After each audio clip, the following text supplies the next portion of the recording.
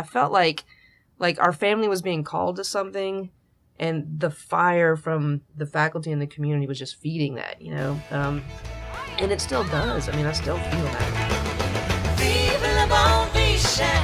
Vive la bonne vie. Always say your prayers and kiss your children goodnight. Live the good life, darling. Fight the good fight. Cry when it hurts. Don't run from the pain.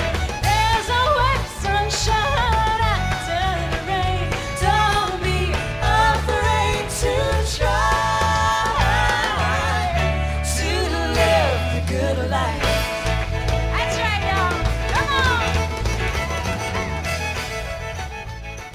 All right, welcome. It's the La Bonne Vie podcast. I am one of your hosts, Kyle Alvarado, joined with the good Deacon Conk. Yes, happy to be here and happy to have... A brief pause. Kyle here, coming to you from the future.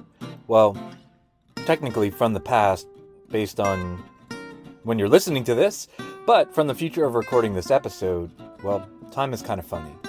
Anyway, we wanted to share with you the next episodes where we continue our discussion of the moral virtues.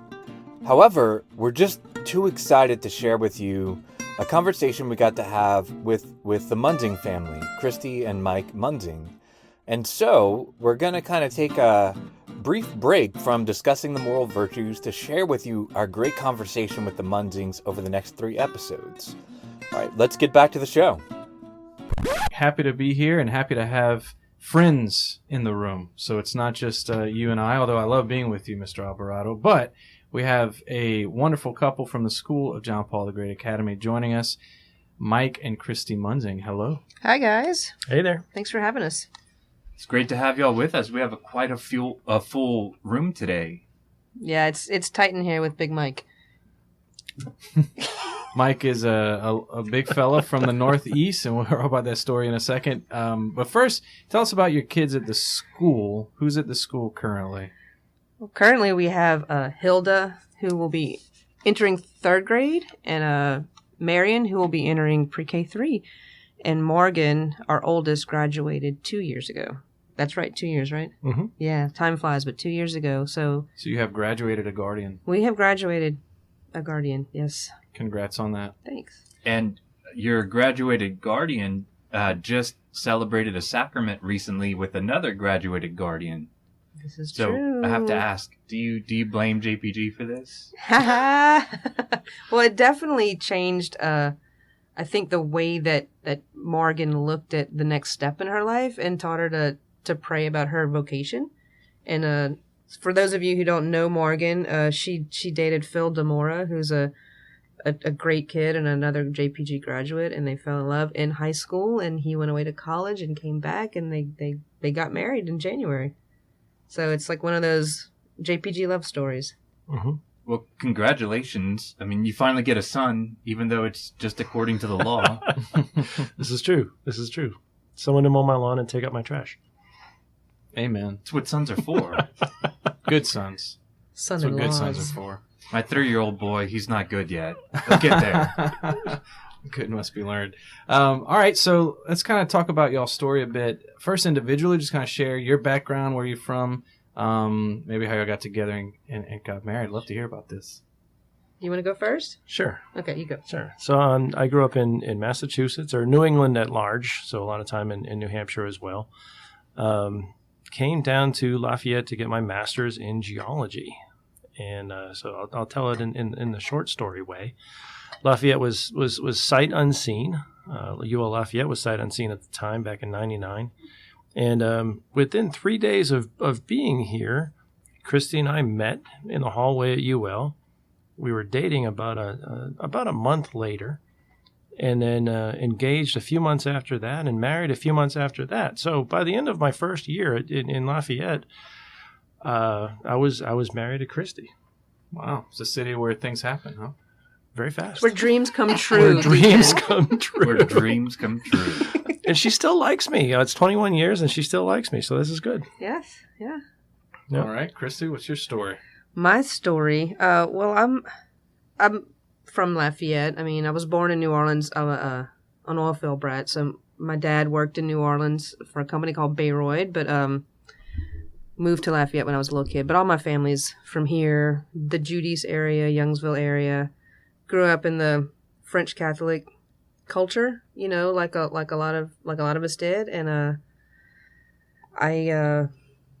my childhood was kind of interesting. I grew up playing Cajun music, you know, so that was my reality was going around and playing gigs with and hanging out with old men who played fiddle and accordion and steel guitar. Well, how did that interest get sparked in you as a young person? You know, it's funny. My grandfather played music. He played Cajun music with a band called the Dixie Ramblers in the 1930s here. And in the 1930s in this area, Cajun music had kind of gone down.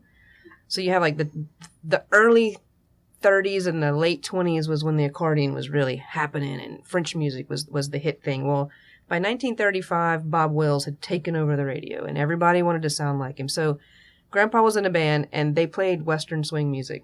They sang in French a lot, you know, but he did that for a long time. He was a professional musician. He made $25 a day playing music versus 25 cents picking cotton, you know. It's a big difference. Very big difference. So Magnitude of 10. yeah, but he quit playing professionally in 1938. He moved to Lake Charles, got a job with the railroad, but he always played at home. Was friends with all of the musician friends that he still had in the 30s. So when we'd come, you know, when he'd come to Lafayette, he'd take me to visit his old bandmates and stuff like that. So I just grew up seeing music. And I remember the first time I saw an accordion, it was like, you know, it was like a Holy Spirit moment for real. I was at Acadian Village at this little festival, and there was an old man sitting on the porch, and he made accordions. His name was Esperard Broussard. He was a friend of my grandpa's, and he had one, and I saw it, and I was like, I have to touch this. I have to play it. And for months, I would talk about it with my mom, and I played instruments. I played guitar and piano and stuff, and I just kind of bugged them enough till they finally got me one, and it made sense to me, kind of off the bat. I mean, I wasn't virtuosic, but the mechanics of it made sense. So I started that when I was 10, and then when I met Michael, I was playing music. You know, he actually thought I was two different people, which is really kind of a fun story. I did. When we met in the hallway, I thought she was a completely different person than when I met her a week later. And I thought her name was different. She was just this different person. She was with a friend the first time. I met her the second time. I was like, oh, hey, how you doing? I'm Mike. Like, yeah, I know. I know. Yeah, the second time you met me, I was playing a songwriter's gig at the Sidebar. And I had a guitar in my hand. Maybe it just completely changed me. Completely changed her. Yeah. Well, he was interested in both of them, so that's cool. Yeah, maybe. Yeah. So. I think the first one he kind of brushed off, but the second Kristi, second Kristi was amazing. I need to know that girl. Yeah. Actually, I was completely dedicated to like not dating anybody and focusing on school. You know, focusing on being a student. You know, getting this degree. And so I held Kristi at bay for about a month. For like 5 hours. That's awesome. For 5 whole hours. I said, no, I'm going to be a student. You held me at bay for... No, what was fun about Mike and I's dating is, I mean, I was so steeped in the culture here, and I knew so many people and so many places to go to, like, bring tourists, you know? So I drug this poor guy around, and we went to every old dance hall we could find. In fact, there's a club not far from here called the Friendly Inn that's closed down, where the average age was like 85.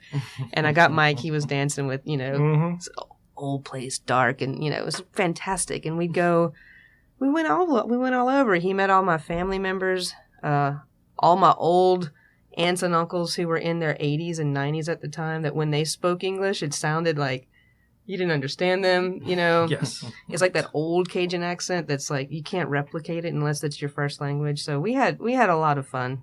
And I think you had fun.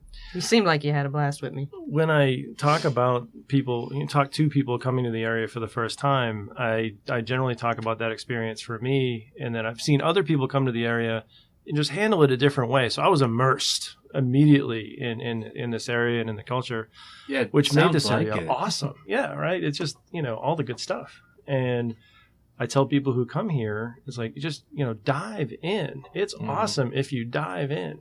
And so far, people that follow that advice, they're still here. Yeah, it's a beautiful place. Yeah. Well, it's La Bonne Vie, Deacon Adam Cronk here, Mr. Kyle Alvarado, and the Munzings, Mike and Kristi. And this is awesome because I think y'all are a great couple to help accomplish what the podcast is about. I mean, one of our goals is to highlight where Catholic, classical, and Louisiana culture collide, and to help people live that here, because that is what we are at the school. We're a place where Catholic, classical, and Louisiana culture just all collide in a beautiful way, or it ought to be beautiful, right? And this is really your experience. I mean, like Mike, you head on with Cajun culture when you got here, right? But I want to kind of shift to the school and that experience with you guys. Maybe from marriage to the school. Obviously, that's a long story. But how did the school kind of impact your life together, your family? Well, that is a long story, and it's pretty deep. But so Morgan was she's a really bright kid. She was in gifted program in public school, and by the time she got to 6th and 7th grade, we could see that socially it just wasn't working for her. And I'm a cradle Catholic. Went all through, confirmed. I was even an extraordinary minister in high school. Was into it, but you kind of I did, at least I cooled on that in my later college. And then Mike was not religious in any sense. He was the nicest guy I knew and the most ethical person I knew, but he was not religious in that sense. And so we worked that way. It was fine. And then so we had friends whose children were at JPG, and they told us how much the school was very loving and how socially it was great and how she would feel so free there to express herself and how academically it was challenging. And so we went to visit, and when we went there with Morgan, she showed up at JPG wearing a black hoodie. That's what she wanted to go and visit with. Right. And her hair was kind of in her black hoodie, and she was kind of hiding everything about herself, and she wanted to go, but she was very shy. And well, I think it's important to say, so how old is she at this point? Morgan was 13, 14. Yeah. So she would have been entering in 9th grade. So she was like an 8th grader in the darkest part of your 8th grade self. You're so... and she was like that, just kind of very dark and inward. And it was within 30 minutes. It makes me want to cry. But we walked in, and her face, everything about her changed. It was like the hoodie came off. I was like, oh my gosh, like this is going to change my child. And it did. It absolutely did. It just like blew her open in a way that was awesome. She's a very compassionate kid, and it was a safe place, as safe as high school can be. It was a safe place for her to be as empathetic as she was. And yeah, I think I taught her almost every you did. year. Yeah. And I would describe her as bright, open, compassionate, right, creative, and very, very different from. I think I still remember that tour where she was kind of part of a group of students coming in for the first time, and kind of an introduction to the school. And yeah, I think she wore what's that movie with the skeleton? Jack, Midnight Before Christmas. She had a Nightmare Before Christmas hoodie on, right? And I remember telling her, like, Morgan, that's not appropriate. I have to wear that. But anyway, it opened her up, and the first school year, I think it was not many months after that Michael told me, rather as a surprise, that he wanted to go through RCIA. Yeah, so taking like a 6-month step back or so, us joining JPG coincided with a move across town into a new house, which put us near Cathedral, near downtown. And Kristi said to me one day, she said, we're going to start going to Cathedral, to Mass at Cathedral. And this comes out of not going to Mass. We weren't even like, Christmas and Easter going at all, like zero going. And so I said that sounds great for you. Go for that. And she says, no, we are all going to Mass. And I said, okay, I'll support you in that. That's cool. And thinking nothing of it. There was no expectation ever from the family, and Kristi's families, they're very Catholic, and no one ever expected me to become Catholic. I didn't expect me to become Catholic. And I'm about 40 at the time, which is, you don't just do things on a lark at 40, but going to cathedral, listening to the masses, the homilies of Father Chester in particular, Father Chester Arsenault, and moved me in such a way that I felt compelled. I felt an intuition. I felt a strong pull to join the church. And I sat on that for about 6 months, which is crazy because I walk in the door and tell Kristi everything of my day. It's just nonstop. And for me to hold that back, I really wanted to make sure this is going to stick. This is going to stay. And, finally I did all the research and found the RCIA, found the program to join, talked to everybody and said, Kristi, hey, I'm going to become Catholic. She's like, what? Yeah, I was blindsided. Yeah. Yeah. And this is where Adam and I met, because Adam was my RCIA teacher. Yes. And it was a beautiful collision of all these communities, because you're in JPG when you started RCIA, but barely? Barely. Okay.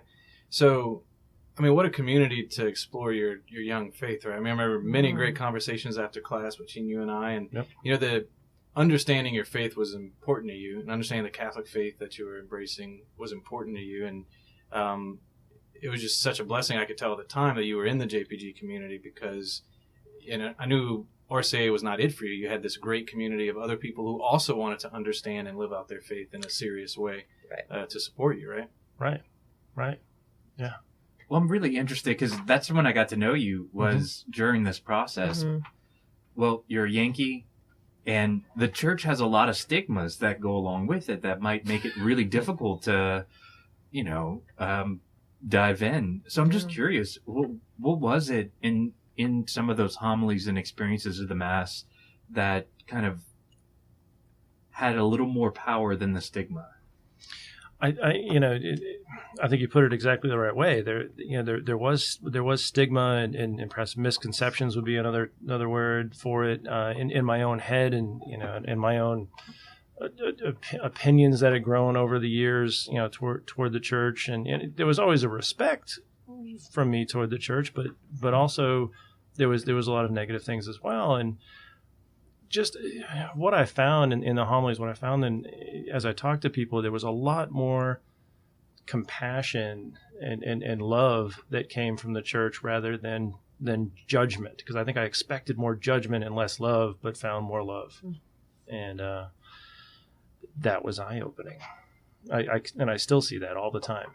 We have judgmental people that are members of the church. Yeah. But I find that the church brings so much love, and just paying attention to the message of the church itself rather than just individuals within it tends to, I don't know, I'm losing my words, but move me in the right direction, I suppose. Well, surprised by love, that's a great way to describe and encounter the church. Well, so this is La Bonne Vie.